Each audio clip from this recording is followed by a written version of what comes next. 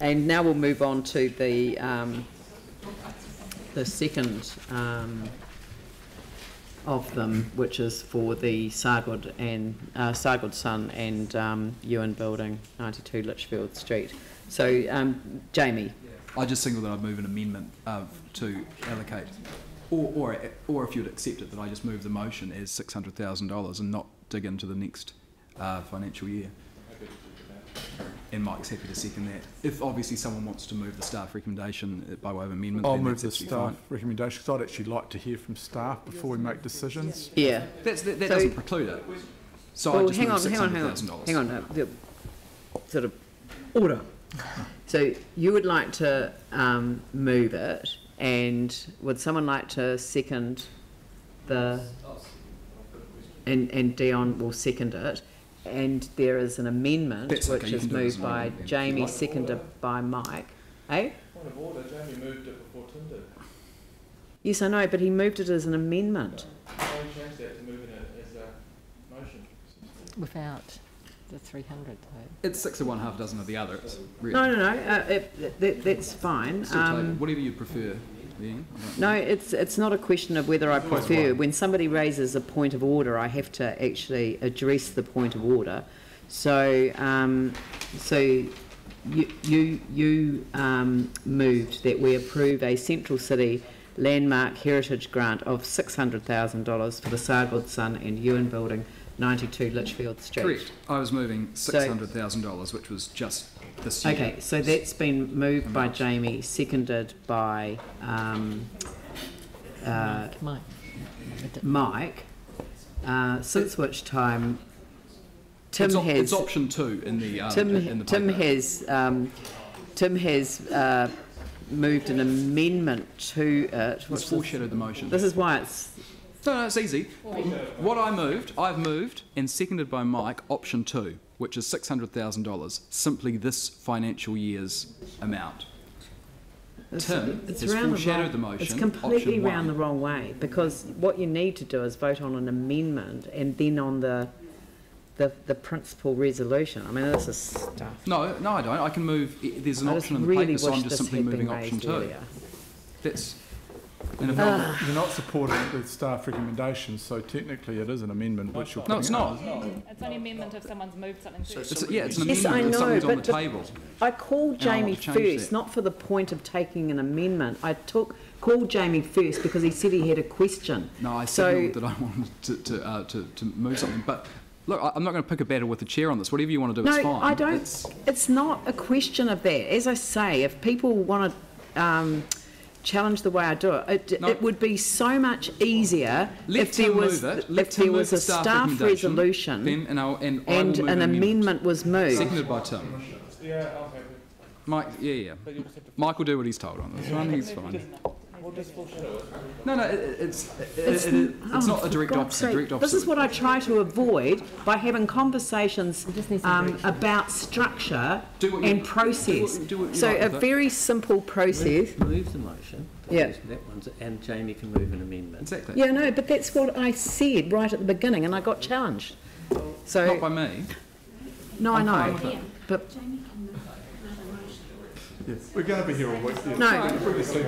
Really simple. So Tim has moved option 1. I've moved an amendment option 2, seconded by Mike. Yeah. So is everyone now happy with that position? Mike? Right, so moved by Tim, seconded by Dion, as the motion as the staff recommendation, option 1. and an amendment is moved by Jamie and seconded by Mike, which is that option the 2. amount be It's a reduced amount. reduced to 600,000. Right, and but I've got other questions. So, Dion? So I just wanted to understand the context of the rest of the funding that we may have for the next few years in the long-term plan, and what other significant buildings are in the central city that still potentially may come up. Yep. Well, as I mentioned that you know of before, yeah, it's very hard to know exactly what applications are going to come in from building owners, because people are still trying to make up their minds as to what exactly they're going to do with their building. these ones, as I said before, they've gone through the mill with their insurance company. They're ready to go. They're looking for the support. They haven't got sufficient funds to do the works.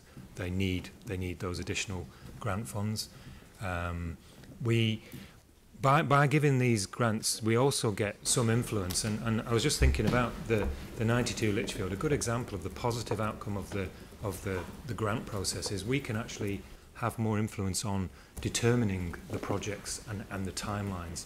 When they started to prepare their programme of works, the last thing they were going to do was remove those containers from Lichfield Street. And we were able to say, well, hold on, that's not positive. Can you not do that first? Do the facade works first. And they were then able to sort of think, oh, okay, we can probably do that. We can rejig our time frames and do that first. And we get the benefit then of the removal of those containers earlier in the process, because we can say to them, look, we're giving you some substantial funding, give us some benefit back. So it's a little bit of but I just better influence. I still don't know. I mean, are there any other buildings that are in the central city that potentially would be coming to us for our grant fund within the next year or two that have significant more heritage fabric or value than this building? I don't believe there are any. There's one other building which would have a significant high status on a par with these buildings. It's the design and that's the state insurance. But we'll still building. have, if we went with the option one, we'd still have 900,000 next year. That's right, and the following year. Yes. Because we don't know what there are no sort of committed applications for those following years. Also, as we mentioned earlier, the funding won't actually be required until later on. Just one follow-up question on that. Yep. The difference between the option 2 and option 1, what explicitly does that mean, in your opinion, for this project? Well, it's a significant flaw in the funding capacity of the owner to undertake the works. This is a major building. The buildings are actually about the same in terms of their scale and their problems. They're two big masonry buildings. I'm just talking about the one on Lichfield Street. That's all. And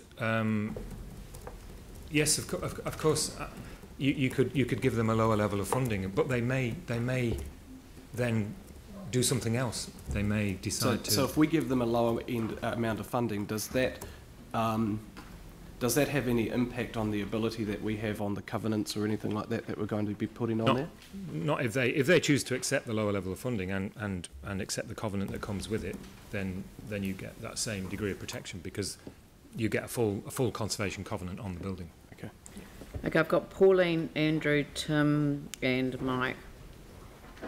Mine was similar to Dion's last one, but I want it clarified. So if option 2 is selected at 600, does that put the building at risk?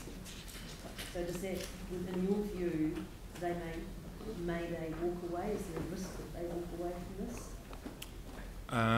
Hard to say. I wouldn't have thought so, but I don't know. It just makes it harder. They've got to then find that money from somewhere else.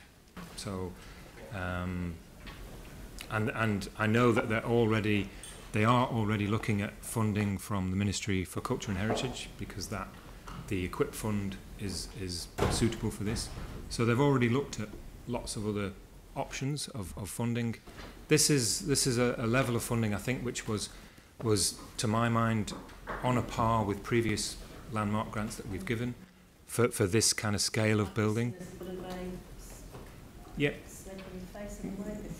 Well, it would still be a substantial grant, but it wouldn't be at the same level as the previous landmark grants that we've allocated. If we were to select option 2, could they reapply for next year for 300? I think there's a 5-year limitation, but they would need the certainty to be able to undertake the works. That's what they're looking. They're looking for that. They know how much it's going to cost them. Yeah. That's in the realms of the 4.5 million. They need to raise whatever additional funds they're not getting from their insurance company. So you're saying then they need the certainty of the 900 over 2 years that you're recommending? Yeah. Thank you. And maybe even, you know, they would, if they could get more funding, obviously they would prefer to get more funding. Yeah. Andrew?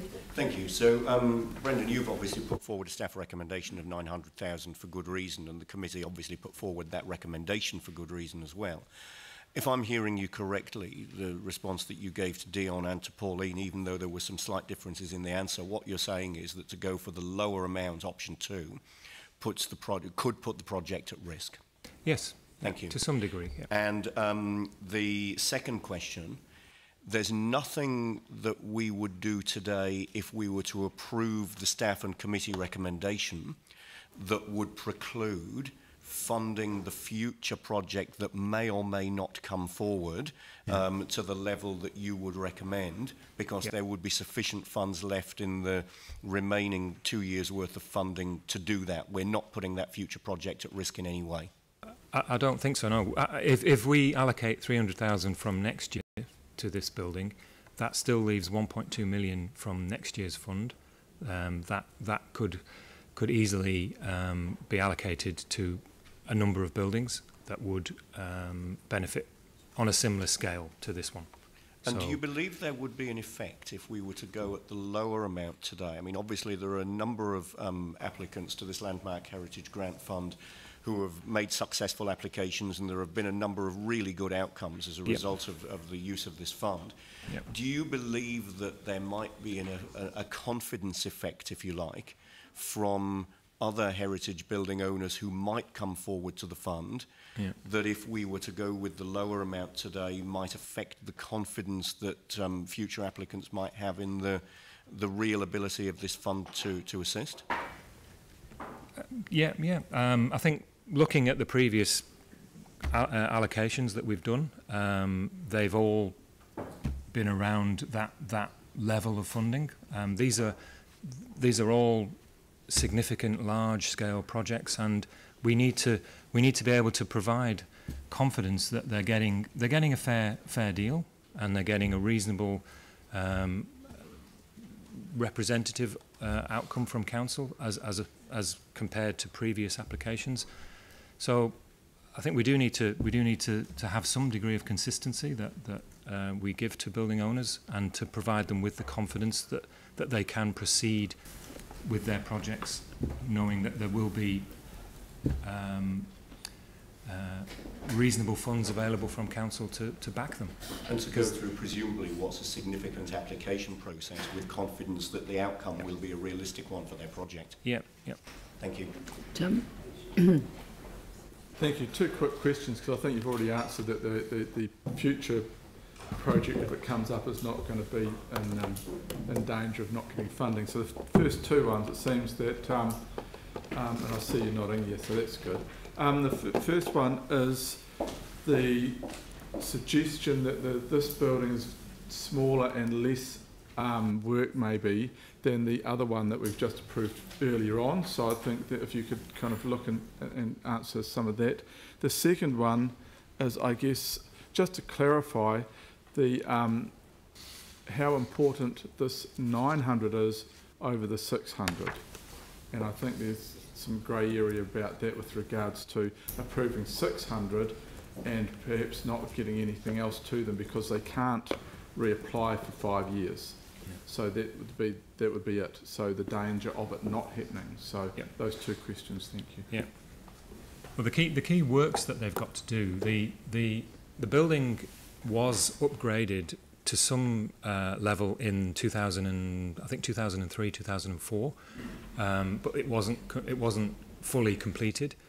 The facade is the key area, obviously, for the public, because of its high public prominent facade. And what we're trying to do in this work is to secure the necessary seismic upgrade works that will complete what should have been done, really, with hindsight, back in 2004, which is to complete the side walls, the shear walls which connect the front shear wall, which is behind the facade, which is why the facade is still there, and to put diaphragms at various floor levels to hold that all together. So that's the work that is being funded here. It's a seismic upgrade to protect the facade, the public face of the building. That work leads into the second question as, yes, that's not funded from insurance because it's not damage. It's additional strengthening that's required to achieve a higher standard. I think they're trying to get this building to 80% of new build standard, which is a pretty high target. So it's necessary. What could happen, I suppose, if we give them a lower offer, is they could reduce that strength, and they could say, okay, well let's reduce the work that we're going to do in order to save on the funding that we have to find. So this level of funding is important to give them the confidence to pursue the highest seismic level that they can get this building to. Ideally, it would be 100%, but with a building like this, it's pretty tough to get to that level without actually undermining the heritage fabric that you've got there. So they've got good engineers, they've got good architects. They're looking at a good balance between seismic upgrade work and retention of heritage fabric, and that's why I've recommended that grant. It's a percentage-wise, it's less than the normal grant that we would give. If you look at the $4.5 million expenditure, $900,000 grant, that's less than 25%. So it's a for the investment that council's making, you're getting an absolutely key building. You're getting the incentive for that building works to actually occur quickly and in an order which gives the maximum benefit to the council in terms of recovery of street scenes and removal of shipping containers and blockages for the bus exchange and operation of the street. So yes, I do believe that the grant level is right at 900,000, and I don't think that there will be. I mean, we could always do with more funding, obviously, but I don't think that this grant will threaten other projects in the following years. Thank you. Mike? Thank you. So did you say they're looking to bring it to 80%?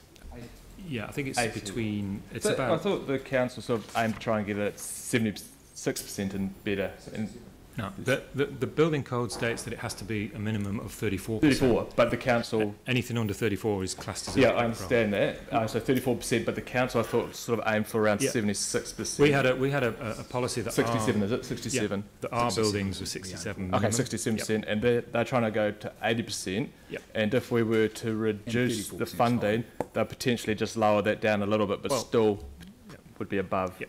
Okay. I just want to clarify comments you made earlier. So if we were to fund it 600,000, there's still no guarantee that it will actually not go ahead. Like, it still could go ahead. Yeah. Yeah. Thanks. Jimmy? Okay. One more question. Except, this building and the previous building belong to the highly significant heritage building in the CBD. Is there any other, the similar building also is highly significant heritage building, CBD? Is after the earthquake, the Tong earthquake, need to be fixed and need to be improved, and the possible will apply for the funding from us. Yep, that came up just before there was the maybe I was unaware. Okay. Yeah, we had about there's probably 2 or 3 other buildings that, Okay. yeah, but they could drag on. We don't know where they are. Okay. Thank you. In terms of readiness. All right. So is there any debate? Andrew, oh gosh, I really wish I hadn't started on this one.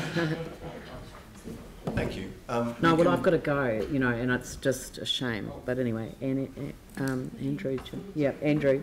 Thank you. We can ask the same question using different language as many times as we like, and that was the reason I asked the question very clearly. Is there a risk that this project will not proceed if we go with the lower amount of funding? And the answer I heard very clearly, and it was just one word, was the word yes. Now, I've got full confidence in the staff in our heritage team, and I've got full confidence that when they work with a building owner and they spend time going through all of the things that they do to come up with a recommendation, and that recommendation is 900,000 over the 2-year period, that's on good grounds and it's for very good reason. And when a committee sends us a recommendation that confirms that staff recommendation, then I've got every reason to believe that that's been well debated, and when it comes here, it's here on good political grounds as well as good technical grounds. So I'm therefore very inclined to go with the staff and committee recommendation. We've also heard that at the higher level there's no risk to possible, and I stress the word possible, future projects. Again, like the last one, this is in front of us today. We should grab the opportunity while we've got it, rather than potentially risking the opportunity that people have worked hard to put in front of us. The funds were put on budget in the LTP. The funds were put on budget for a purpose, which was to assist the retention of these landmark heritage buildings. We've got this one in front of us today. We should use the funds for the reason we put it on budget on the LTP. What we've got here is a building which is not only a landmark, which is not only a placemaker, which is not only a link between the past and the future in an area which has largely been developed with buildings that look to the future rather than the past. It's also a building which, again, is a detractor to what otherwise is a significantly developed area on that street. I think we've got a responsibility as a council to assist a willing building owner who's gone through a proper process, as our staff and our committee have, to get a good result for this building. So I recommend not voting, and I certainly won't be voting for the amendment. I want this to be fully funded at the 900,000 over what really is an arbitrary boundary between 2 years of funding. Okay, so I've got Jimmy and Mike and Dion. Yeah, you've got the end point. So are we doing? We're doing the amendment and the debate. Oh, so I thought it was the debate that we were doing first. Well, I have never done it that way because it takes forever to have one debate on the amendment and then another debate on the actual debate. So I'm all right with that. It is a very simple choice between speak once and speak twice. 600,000 or 900,000 or nothing. Yep. So they're the choices Fine that by people me. have Please got. add me to the list of speakers. That's all I'm saying. Well, I'm just going to go around the table then, because you know. Thank you, Mayor. Yeah, I would like to echo the Andrew point of view. Because we ask staff reply to us, the 600K and the 900K. But if we fix and improve those facility around the $4 million, with the 600K, they only the 15%. But the 900K is 22.5%. If we compare those risks, but the 900K is a low risk. But because these building facilities truly highly significant heritage buildings, not so many the building in the CBD and the cities like this category, the heritage building. It's like a previous building. This huge benefit to the city. Good, iconic building, attractive people, attractive visitors. There's not so many in this building. So I don't think so. If we take the bigger risk, how to make that happen is my particular concern. So I still go to the community, the recommendation, 900K. Thank you. I also will be voting against the amendment. You were going around the table. Sorry. I jumped in. Yeah. Around the table to the people who wanted to speak. Okay. Sorry, but did you want to contribute? I was just going to say I support Andrew's approach that this group here tends to relitigate committee decisions, community board decisions, and we've got a very good decision that's gone through a committee, gone through all sorts of things, and to come here and relitigate it, quite frankly, is just a waste of time. It's 3 in support. Right. We all good? All good? We're all good? Okay, so I will be voting against the amendment because we've just we just celebrated the release out to public for our draft heritage strategy. A huge amount of work from the team, and celebrated the success of that, the engagement with community. The vision for that is we work together to recognise, protect and celebrate our heritage, which weaves our stories and places together and is vital to the identity and well-being of our communities and the district. So this is about more than just bricks and mortar. This is about who we are and our past and our heritage and where we've come from. So it's disappointing that every time these come before us, we have this debate. So let's just respect and have confidence in this fantastic team who do an amazing job. They are all over this. They know where the money needs to be spent and what needs to be spent on each particular issue, and so I'm really supportive of what of your recommendations. Thanks. Jamie. Thanks. As the Mayor said, it is a simple choice between the $600,000 or the $900,000. One thing I don't subscribe to is the stall of thought that just because you've got not as many heritage buildings potentially coming up in the pipeline that are going to be applying for this, that you need to then spend as much money as what you can. I would actually stress the fact that it's not compulsory to spend as much as possible. Don't be afraid to challenge spending and pull the reins in when you can. And one of the most important aspects of decision making, I think, is actually consistency. So the post office building is a substantially larger project. It's in a significantly more prominent location, far bigger job, potentially a $12 million restoration job. We've heard that this could be likely close to around $4 million. So $600,000 uses up all the funding for this year, but the $900,000, option one, uses up not only this entire financial year, but also then starts eating into the next. So the same amount of money for the post office building, for this one, we've just approved just doesn't seem consistent to me for the size and scale of the work. And make no mistake about it, $600,000 is a substantial amount of ratepayer dollars and will make a substantial difference to them. Anything over $150,000 means that a covenant will be placed on the building. So I would just say, don't be afraid to rein this in. Don't be afraid to challenge. You have a $12 million potentially job in the square, of which you're allocating $900,000, and I think it is completely logical to have some consistency and relativity around this, and say that the option that I've moved of $600,000, which uses up this financial year, is an appropriate amount. It's not compulsory to spend as much as what you can. Mike. Thank you. Look, I'm a city councillor, and it frustrates me that people sit around here and tell me that I cannot debate things that have gone through community boards and gone through committees because they've made a decision on it. We have a right as city councillors to actually go against that if we believe that is the right thing to do. And that is what I will do. I respect the staff and the staff's opinion, but it's my role as a city councillor to actually question staff and form my own opinion based on all the information and the debate and the voice of the staff.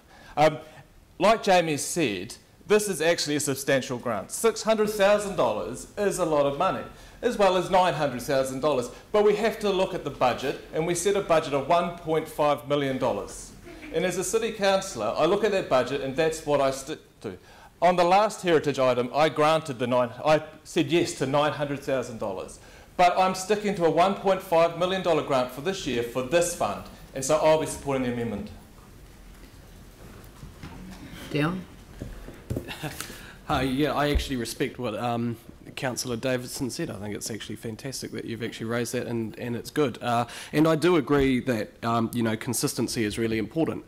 But most of when we're looking at all the historical grants that we've given, to be consistent, they're all around $900,000 or $1.9 million. So consistency is in the eyes of where you look for it. Relativity. Relativity, exactly. It doesn't need to be the same. But no, listen. They're not even. Hey, Jamie, there's no need for that.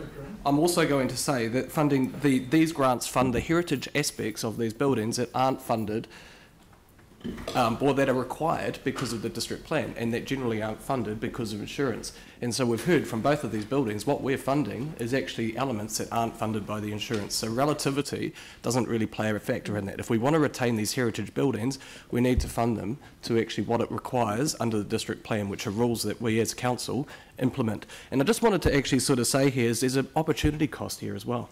You know, there's a fantastic opportunity to get these, I can't swear, get these blimmin' containers off Lichfield Street. Yeah. And that will actually free up the public transport, which we've invested $50 million, whatever, however many dollars into that, gets the bus exchange working properly, actually can fix that cycle lane that's on Lichfield Street around there so that it actually have safety for cyclists. I think this is a great opportunity cost that we're actually doing. And I've heard that if we pull it down to $600,000, that there is a potential that it's not going to be done as fast as we're going to want it to be done. And actually, what's the cost of the opportunity of not doing it now versus in 18 months or 2 years, or not doing it at all? Aaron? I was at the committee. Right. Tim? Yanni? No. Can I just...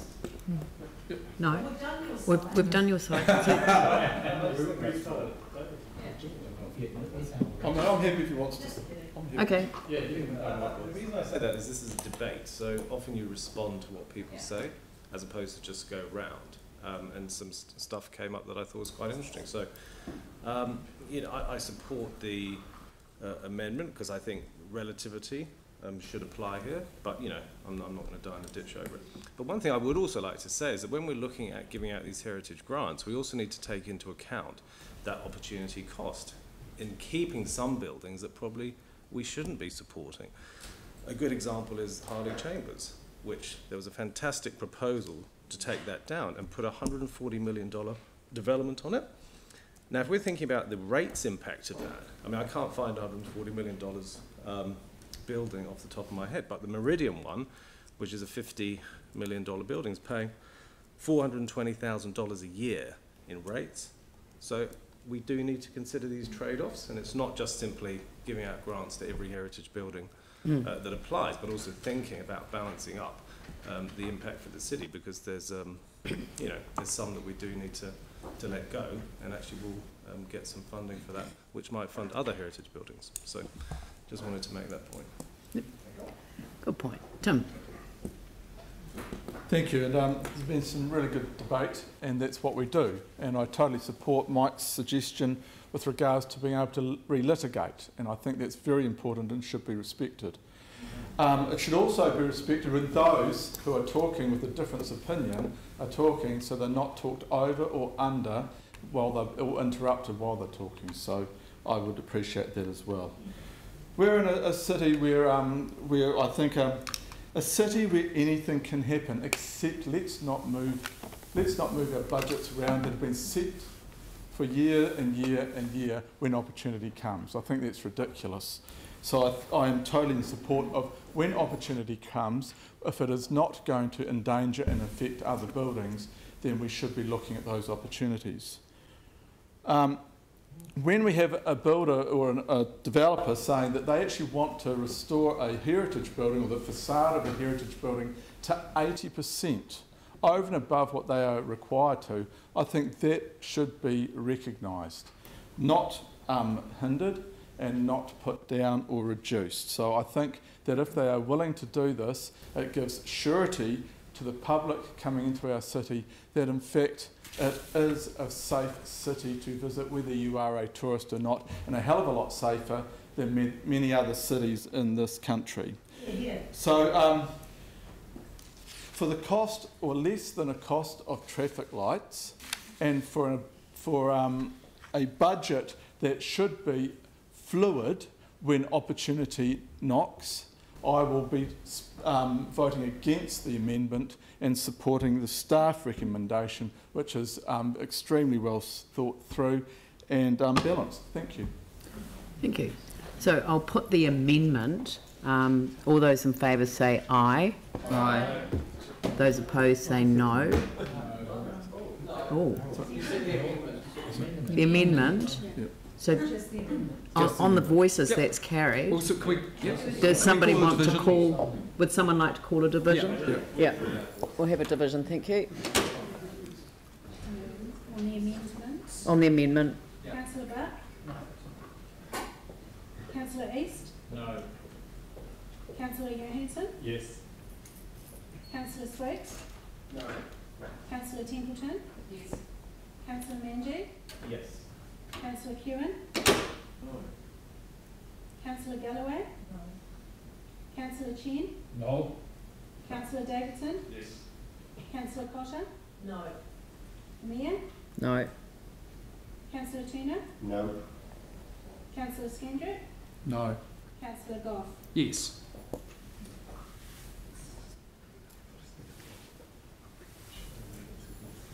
It's lost 5-10. Right. So people do need to sort of use their voices appropriately when they're voting. I will now put the resolution. All those in favour say aye. Aye. Those opposed say no. That's carried. Thank you very much. Thank you, Brendan. Thank you for a significant amount of work. Was that carried unanimously? Doesn't